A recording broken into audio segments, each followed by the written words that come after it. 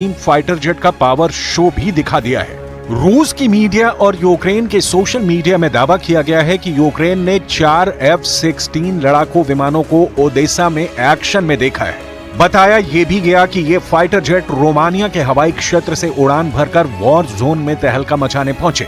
अभी इस दावे की आधिकारिक पुष्टि नहीं हुई है, लेकिन F-16 के जंगी अखाड़े में आने के मायने रूस के लिए विनाशकारी है, क्योंकि F-16 जंगी जेट सुपर पावर का अजेय लड़ाका है और पूरी दुनिया में विध्वंसक हमले के लिए कुख्यात है। F-16 के हमले शुरू हुए तो रूस का हौसला पस्त होना तय है। पहले ही रूस हाईटेक वॉर में यूक्रेन से मात खा रहा है।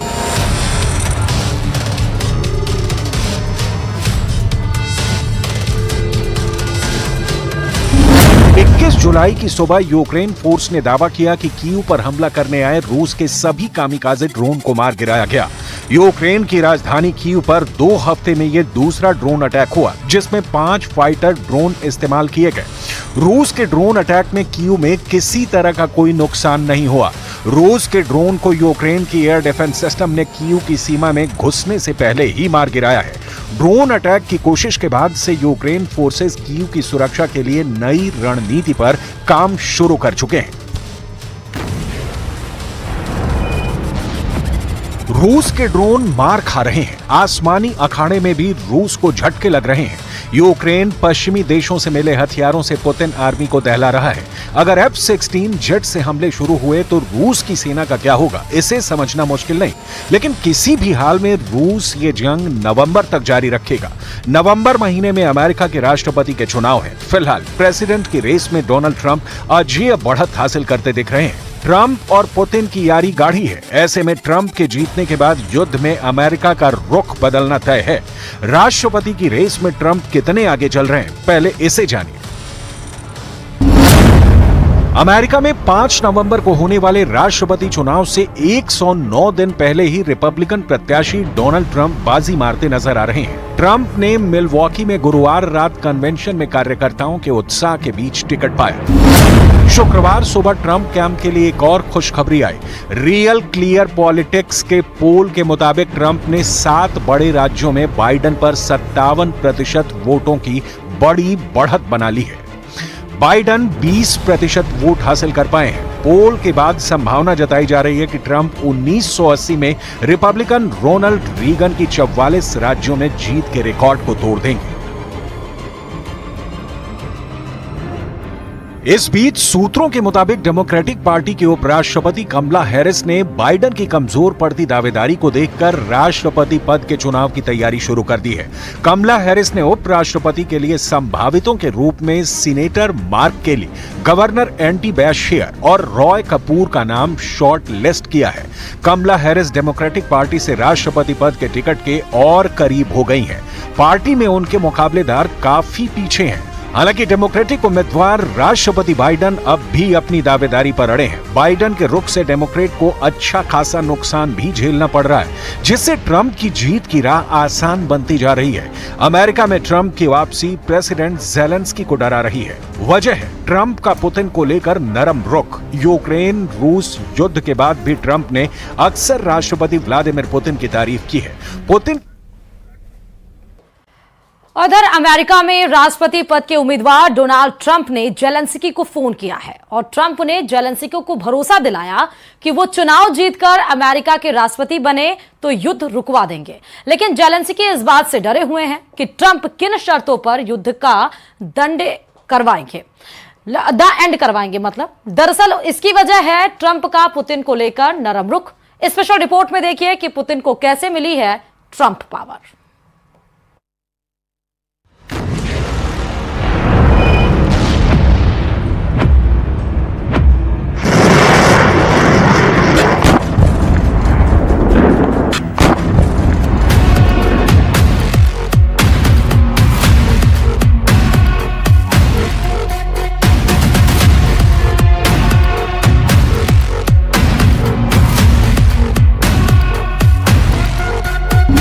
आ रहे हैं डोनाल्ड ट्रंप।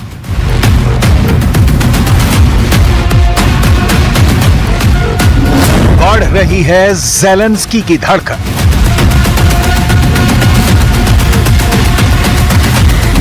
पुतिन को मिलेगी व्हाइट मैन पावर।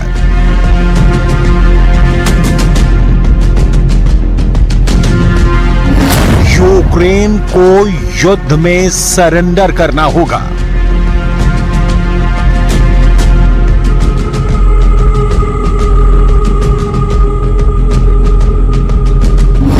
नाटो की नाकाबंदी करेंगे ट्रंप।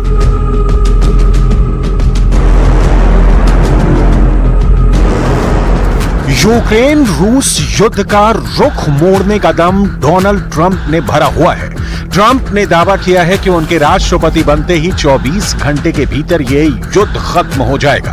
ट्रंप को यकीन है कि पुतिन उनके एक इशारे पर वॉर का द एंड कर देंगे, लेकिन ये जंग खत्म किस शर्त पर होगी? क्या ज़ेलेंस्की झुकने को तैयार होंगे? क्या पुतिन ट्रंप के फॉर्मूले को मानेंगे? ज़ेलेंस्की की उधेड़ बुन क्या है? डोनाल्ड ट्रंप जबरदस्त कॉन्फिडेंस में है। ट्रंप पर हुए हमले के बाद अमेरिका में उनका पॉपुलैरिटी ग्राफ आसमान छू रहा है, इसलिए वो दनादन बयान दे रहे हैं।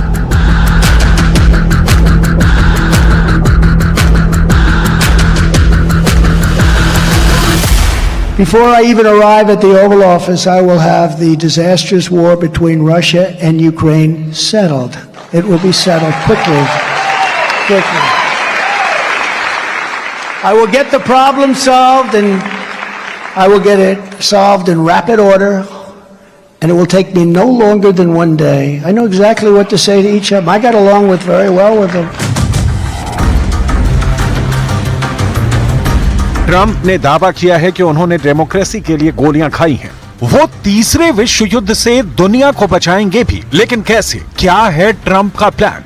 रूस यूक्रेन युद्ध में जो हो रहा है उससे तो नहीं लगता कि पुतिन समझौते को तैयार होंगे।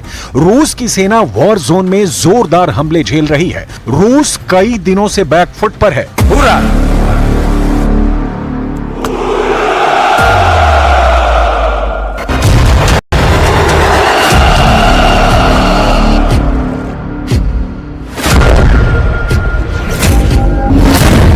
ने पुतिन के ड्रोन जत्थे के उड़ाए चीथड़े।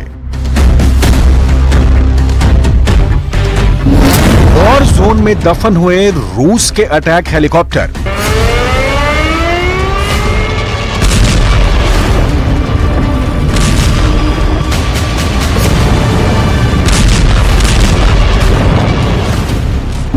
मिसाइल प्रहार से धुआं पुतिन की टैंक बटालियन।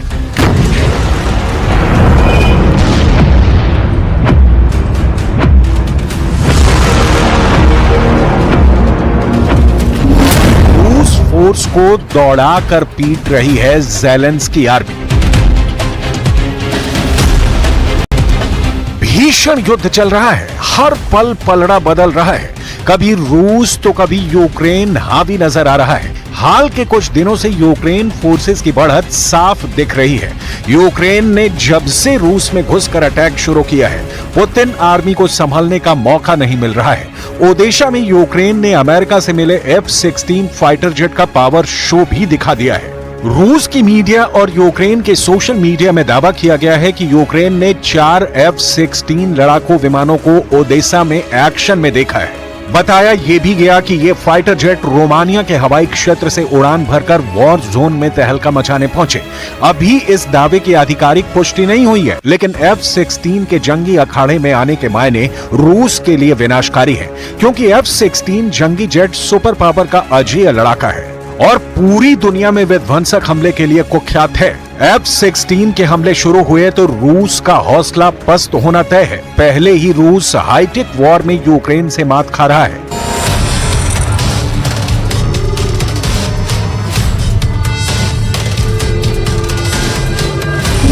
21 जुलाई की सुबह यूक्रेन फोर्स ने दावा किया कि कीव पर हमला करने आए रूस के सभी कामिकाज़े ड्रोन को मार गिराया गया।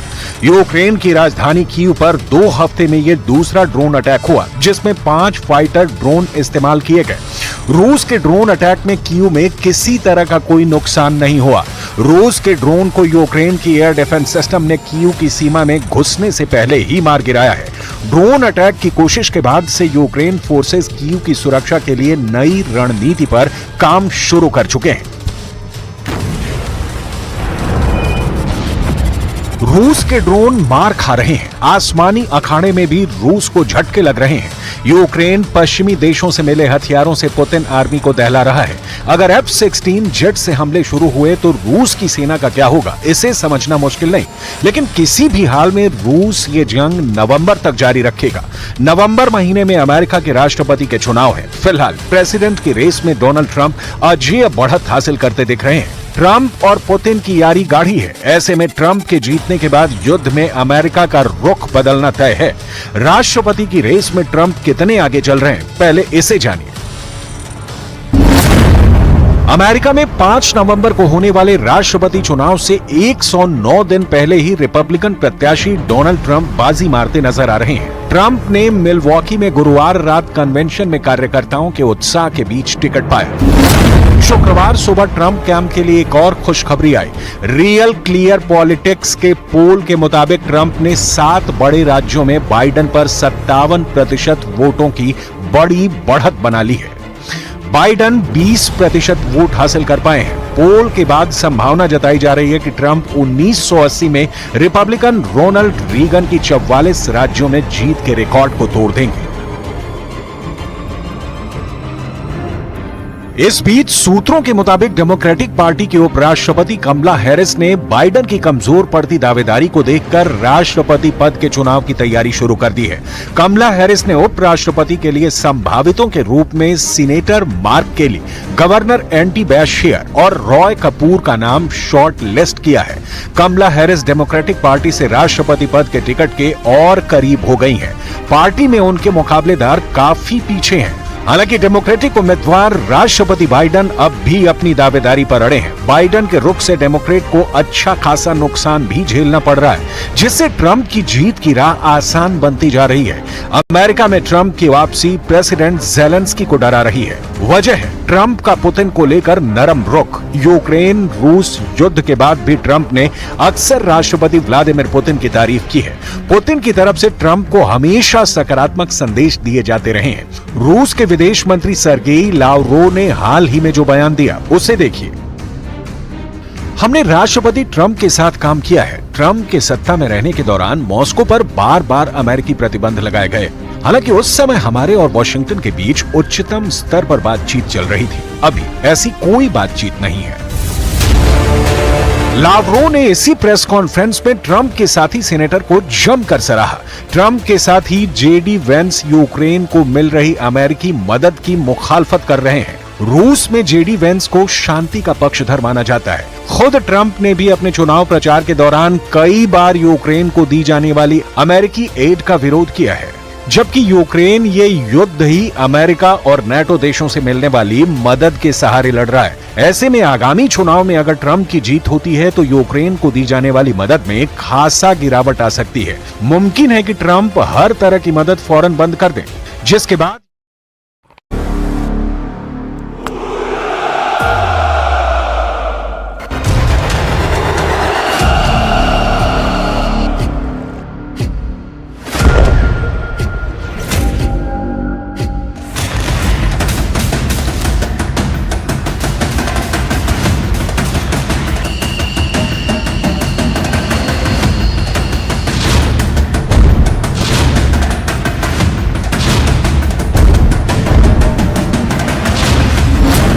चुन चुन कर मारो F-16, करोड़पति बना देंगे पुतिन।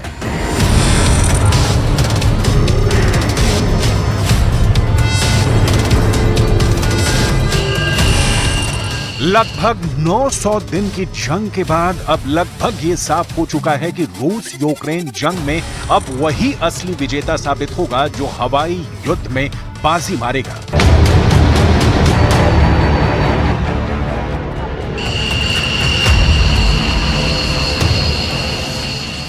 अभी तक की जंग में पुतिन ने हमेशा कमांडरों को वॉर रूम में साफ आदेश दिए हैं कि किसी भी कीमत पर यूक्रेन की हवाई ताकत को हावी मत होने दो। यूक्रेन ने जितनी बार रूस के अंदर हमले किए हैं उसमें 95% से ज्यादा हमले यूक्रेन ने अमेरिका और नाटो से मिले ड्रोन से किए हैं, या फिर नाटो की मिसाइल या हिमार्स जैसे रॉकेट सिस्टम से रूस में तबाही मचाई है।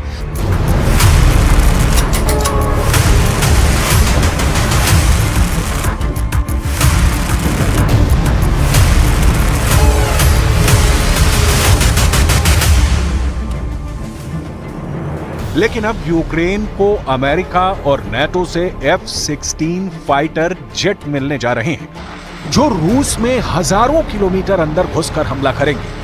रूस के खिलाफ F-16 को सिल्वर बुलेट यानी चांदी की गोली बताया जा रहा है, जो यूक्रेन को जंग में भारी बढ़त दिला सकता है। इस वक्त F-16 जेट से रूस पर हमले की जोर शोर से तैयारियां चल रही हैं। इसीलिए रूसी सेना को ऑफर दिया गया है कि जो F-16 और F-16 लड़ाकू विमानों को ध्वस्त करेगा, उसे करोड़पति बना दिया जाएगा। जरा देखिए क्या है ऑफर। रूसी सरकारी समाचार एजेंसी तास के मुताबिक रूस सेना एक F-16 या F-15 फाइटर जेट को हवा में उड़ा देती है तो उसे करोड़पति बना दिया जाएगा। एक F-16 को हवा में तबाह करने पर 15 मिलियन रूबल यानी 1,42,17,593 रुपए इनाम के तौर पर मिलेंगे। ठीक इसी तरह से अगर रूसी सेना नाटो के बेहद एडवांस टैंक जैसे अमेरिका का अब्राहम टैंक, ब्रिटेन का चैलेंजर टैंक या फिर जर्मनी के लेपर्ड टैंक को तबाह करते हैं तो उसे 5 लाख रूबल यानी 47,04,447 रुपए इनाम के तौर पर मिलेंगे। अभी तक यूक्रेन नाटो के टैंक, मिसाइल, ड्रोन और रॉकेट सिस्टम से रूस पर पलटवार कर रहा है, लेकिन राष्ट्रपति ज़ेलेंस्की पिछले 2 सालों से F-16 फाइटर जेट मांग रहे हैं ताकि रूस की हवाई ताकत का मुकाबला किया जा सके। रूस की तरफ से सुखोई और मिग सीरीज के घातक लड़ाकू विमानों यूक्रेन के चीथड़े उड़ा रखे हैं। रूस की फाइटर जेट का मुकाबला यूक्रेन नहीं कर पा रहा है। इसीलिए वॉशिंगटन डीसी में हुई नाटो की मीटिंग में तय हुआ है कि यूक्रेन को F-16 की जबरदस्त ताकत से लैस किया जाएगा। खबर है कि कई F-16 यूक्रेन पहुंच चुके हैं और यूक्रेन के पायलट अब रूस पर F-16 से हमला करने को तैयार हैं। हम आपको बता देते हैं कि यूक्रेन को कहां-कहां से कितने F-16 मिल चुके हैं या फिर मिलने जा रहे हैं। इस समय यूक्रेन को डच और डेनिश सरकार मिलकर F-16 फाइटर जेट्स दे रहे हैं। कुछ F-16 के यूक्रेन पहुंचने का दावा भी किया जा रहा है। दावा यह भी है कि यूक्रेन को बहुत जल्द इन फाइटर जेट्स की पहली खेप आधिकारिक तौर पर मिल जाएगी। ट्रांसफर प्रोसेस तेजी से पूरा किया जा रहा है। यूरोपीय देशों ने मिलकर यूक्रेन को 85 F-16 फाइटर जेट देने को कहा है ताकि यूक्रेन की ताकत बढ़ सके। इसके अलावा नॉर्वे और बेल्जियम भी 50 से ज्यादा F-16 फाइटर जेट यूक्रेन को देने को तैयार है। ये 50 F-16 जेट्स 2028 तक यूक्रेन को मिलेंगे। वहीं नॉर्वे अपनी तरफ से 22 फाइटर जेट भेजने वाला है। Продовжуємо роботу в Вашингтоні. Буде, зокрема, вже дуже скоро рішення по F-16. Збільшуємо кількість літаків, доступних Україні. Вчора для України ми отримали рішення про ще 5 Петріотів, десятки інших систем ППО. Сьогодні рішення по літаках. हम आपको ये भी बताएंगे कि पुतिन के रूस ने यूक्रेन के F-16 को तबाह करने का क्या प्लान बनाया है। लेकिन उससे पहले ये जान लीजिए कि रूस के खिलाफ नाटो के कौन-कौन से देश सबसे ज्यादा एक्टिव होकर यूक्रेन की जबरदस्त मदद कर रहे हैं। रूस के जानी दुश्मन 4 नाटो देश। वैसे तो नाटो में 32 देश हैं, लेकिन नाटो में शामिल 4 देश मुख्य रूप से रूस को हराने के लिए एड़ी चोटी का जोर लगा रहे हैं। नाटो के ये 4 देश हैं अमेरिका, जर्मनी, फ्रांस और ब्रिटेन। अमेरिका ने रूस के खिलाफ मुख्य रूप से F-16 और हिमार्स रॉकेट को हवाई हमले के लिए उतारा है। F-16 से यूक्रेन बहुत जल्द रूस के अंदर हमला करने जा रहा है, जबकि ब्रिटेन ने रूस के खिलाफ स्टॉर्म शैडो मिसाइलों को उतारा है, जो यूक्रेन के जरिए रूस पर बड़ा हमला कर रही है। स्टॉर्म शैडो मिसाइलों ने रूस में भारी तबाही मचाई हुई है। वहीं जर्मनी की जमीन से रूस पर अमेरिकी टॉम हॉक क्रूज मिसाइलों से हमले हो रहे हैं, जिसकी वजह से रूस में भारी तबाही मची है। जबकि फ्रांस की तरफ से स्वचालित हॉवित्जर तोपें सीजर को रूस के खिलाफ उतारा गया है, जो रूस के अग्रिम सैन्य ठिकानों को तबाह करने में जुटे हैं। Мы это обязательно сделаем, мы добьемся этого, сомнений нет никаких. Вижу и такие вещи, на которые нельзя не обращать внимания, связанные с тоже безопасностью. Это прежде всего, конечно, безопасность атомной электростанции Запорожской. То, что противник наносит удары, теперь же прямо по станции, это, конечно, требует особого внимания с нашей стороны. И, к сожалению, не привлекает внимания со стороны как бы тех людей и тех сил, которые киевский режим поддерживает сегодня. मार गिराओ F-16, इनाम पाओ 1,43,00,000 रुपए। रूस की वायुसेना के सामने यूक्रेन सेना बेबस है। एंटी एयरक्राफ्ट मिसाइलें और एयर डिफेंस सिस्टम को रूसी सेना ने तेजी से तबाह किया है, लेकिन F-16 को लेकर पूरे रूस में खौफ है। यही वजह है कि रूस F-16 को खास तौर से तबाह करने में जुट गया है। जरा देखिए F-16 पर करोड़ों रुपए का इनाम रूस में किसने घोषित किया है। तास के अनुसार 16 जुलाई को रशियन कंपनी फोर्स ने कहा कि वो किसी भी रूसी फाइटर को 15 मिलियन रूबल यानी 1,43,00,000 रुपए का इनाम देंगे अगर वो F-16 फाइटर जेट को मार गिराता है। तेल ड्रिलिंग इक्विपमेंट में विशेषज्ञता रखने वाली कंपनी के टॉप अधिकारी इलिया पोटानिन ने यह ऑफर दिया है। रशियन कंपनी फोर्स ने पहले F-16 लड़ाकू जेट को मार गिराने के लिए इनाम देने की बात स्वीकार की है। ये ऐलान एक समारोह के दौरान किया गया, जहां सेंटर ग्रुप के सैनिकों को पश्चिमी टैंकों के विनाश के लिए प्रमाण पत्र और भुगतान दिए गए हैं। इलिया पोटानिन ने कहा कि F-16 लड़ाकू विमानों को नष्ट करने के लिए प्रोत्साहन दिया जा रहा है। Росіяни щодня б'ють по всім литовищам, по місцях потенційного базування F-16. По безпосередньо по литовищах, для того, щоб їх пошкодити, по льотній інфраструктурі. Ці удари, вони не припиняються, щонайменше останні 2 місяці. Постійно. वहीं दूसरी तरफ नाटो और अमेरिका किसी भी कीमत पर रूस को हराने में जुटे हैं। हम आपको बता दें कि जुलाई 2024 में अमेरिका के वॉशिंगटन डीसी में नाटो शिखर सम्मेलन हुआ था, जिसमें नाटो की 75वीं वर्षगांठ मनाने के दौरान नाटो ने ऐलान किया था कि हम यूक्रेन को जंग हारने नहीं देंगे और रूस को जंग में हरा देंगे। जरा देखिए रूस के खिलाफ किन हथियारों के दम पर नाटो ऐसे दावे कर रहा है। अमेरिका यूक्रेन को कई F-16 फाइटर जेट देने जा रहा है। दावा किया जा रहा है कि अमेरिका के F-16 रूस के बेहद अंदर घुसकर हमला करने वाले हैं। अमेरिका ने यूक्रेन के पायलट को F-16 की ट्रेनिंग दी है। इसके अलावा अमेरिका अपनी टॉम हॉक मिसाइलें भी रूस के खिलाफ उतार चुका है। हैरानी की बात तो यह है कि अमेरिका रूस पर हमला करने के लिए जर्मनी की जमीन का इस्तेमाल कर रहा है, जिसके तहत जर्मनी में टॉम हॉक मिसाइल की तैनाती कर दी गई है। Tomahawk cruise missile 1250 kilometre से 2500 किलोमीटर की दूरी तक दुश्मनों को भेदने की काबिलियत रखती है। टॉम हॉक मिसाइल अपने लक्ष्य तक सीधे नहीं जाती, इसी कारण टॉम हॉक को किसी एंटी मिसाइल डिफेंस सिस्टम के जरिए बीच रास्ते में गिराया नहीं जा सकता और इसे रूस के खिलाफ ब्रह्मास्त्र बताया जा रहा है। वहीं ब्रिटेन के नए प्रधानमंत्री कीयर स्टॉमर ने रूस पर सीधा हमला करने के लिए कहा है। कीयर स्टॉमर ने अपनी स्टॉर्म शैडो को बेमिसाल मिसाइल बताया है। ब्रिटेन का दावा है कि यूक्रेन ब्रिटेन के स्टॉर्म शैडो मिसाइल से रूस में 550 किलोमीटर तक हमला करे। स्टॉर्म शैडो मिसाइल में जीपीएस, इनसीरियल नेविगेशन, इंफ्रारेड और टेरप्रोम मार्गदर्शन प्रणालियां लगी हुई हैं। ये लंबी दूरी की क्रूज मिसाइल है जिसे हवा से जमीन पर दागा जा सकता है। स्टॉर्म शैडो मिसाइल के जरिए रूस के रणनीतिक ठिकानों को निशाना बनाया जा रहा है। 2023 में ही यूक्रेन स्टॉर्म शैडो मिसाइल से हमले रूस पर कर रहा है। यूक्रेन में पिछले 3 दिन के अंदर पुतिन की सेना ने 3 शहरों पर बहुत ही खतरनाक हमले किए और अब चौथा नंबर राजधानी कीव का हो सकता है। पुतिन के नए हमले भी ऐसे हैं कि यूक्रेन में जहां जहां मिसाइल गिरी वो जगह गाजा जैसी नजर आ रही है।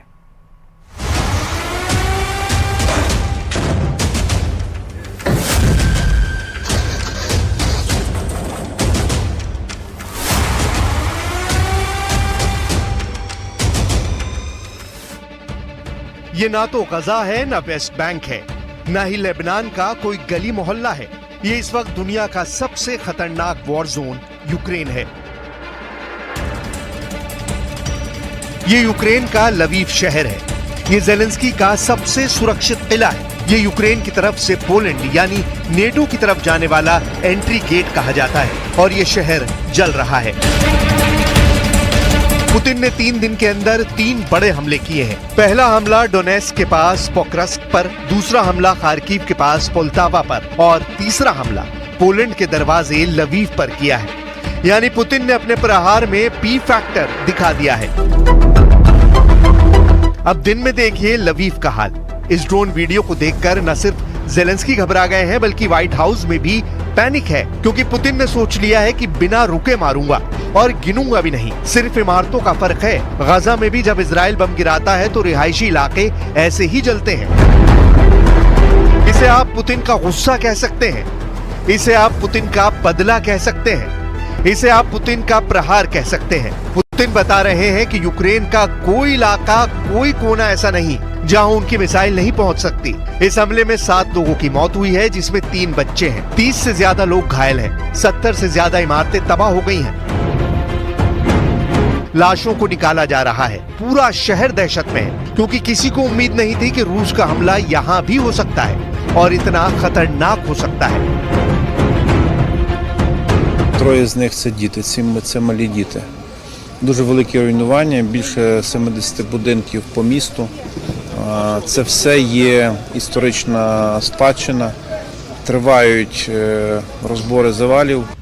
लवीव के बाद पुतिन का दूसरा टारगेट देखिए, ये है पुलतावा। पुलतावा पर हुए मिसाइल हमले में 51 लोगों की मौत हो चुकी है। 275 लोग घायल हुए हैं। ये शहर खार्किव के बाद पुतिन के लिए सबसे बड़ी रुकावट बन सकता है। इसीलिए रूस ने पुलतावा पर अचानक 2 बैलिस्टिक मिसाइल से हमला किया। देखिए इन बिल्डिंग्स का हाल, लगता है ना गाजा जैसा इलाका। इमारतें जल रही हैं, पूरा इलाका खाली हो चुका है और ये हाल 2 बड़े मिसाइल अटैक के बाद हुआ है। Передусім, щодо трагедії в Полтаві, рятувальні роботи зараз ще тривають, розбирають завали, залучені всі служби. Станом на цей час кількість поранених 271. Усім надається необхідна допомога. Мы видим уже прямую вовлеченность Запада в конфликт на Украине. Коллективный Запад является буквально главным заказчиком, главным подстрекателем военной агрессии киевского режима и все более откровенно, все более нагло демонстрирует свое прямое участие.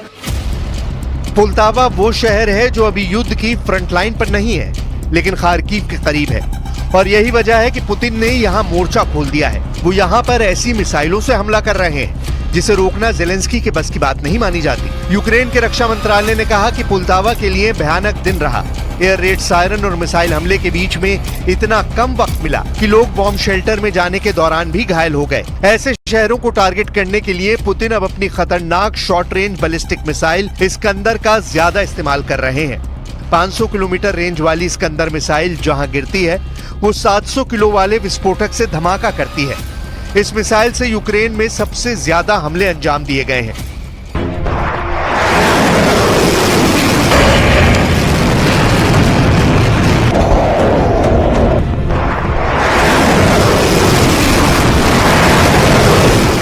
ये मिसाइल जहां गिरती है वहां ये हाल होता है।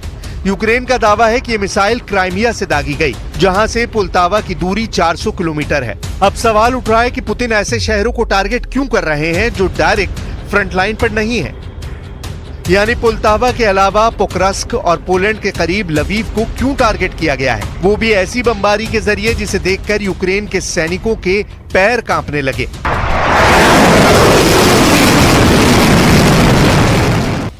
रूस अब छोटे शहरों पर बड़े हमले क्यों कर रहा है, तो इसका जवाब सारातोव में हुए अटैक से मिल सकता है। 26 अगस्त को यूक्रेन के ड्रोन ने रूस के सारातोव में एक बिल्डिंग पर हमला किया था। जेलेंस्की का ड्रोन रूस के सारातोव शहर में पहुंचा और फिर इस रिहायशी बिल्डिंग से जा टकराया। इस बड़े धमाके ने मॉस्को तक रूस को हिला दिया था। एक बार फिर देखिए किस तेजी से ये ड्रोन बिल्डिंग की तरफ बढ़ा और फिर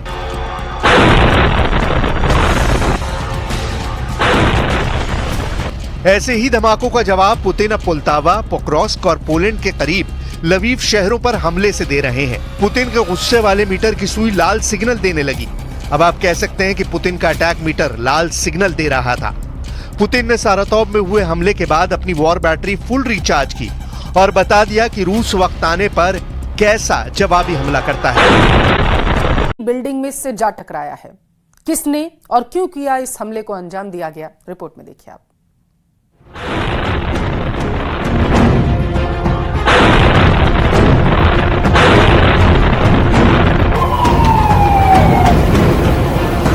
रूस में एक ऊंची इमारत पर ड्रोन से एक ऐसा हमला हुआ जिसने 23 साल पहले अमेरिका में हुए सबसे बड़े आतंकी हमले की याद दिला दी।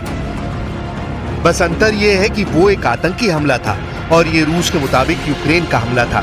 9/11 की घटना में एक पैसेंजर प्लेन का इस्तेमाल किया गया था जो हवा में उड़ते हुए आया और न्यूयॉर्क के वर्ल्ड ट्रेड टावर से टकरा गया। ठीक वैसे ही रूस के सारातोव में एक घटना का जो वीडियो किसी ने अपने कैमरे पर शूट किया, उसमें दिख रहा है कि एक ड्रोन हवा में उड़ते हुए आता है और सारातोव की सबसे ऊंची इमारत से टकरा जाता है।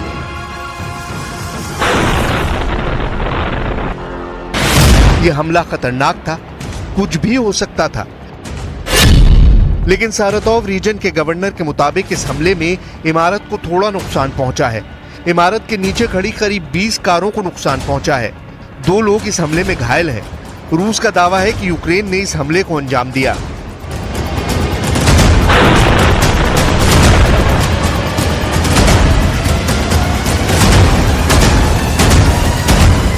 यह हमला 9/11 के अटैक जैसा था। हमला 38 मंजिला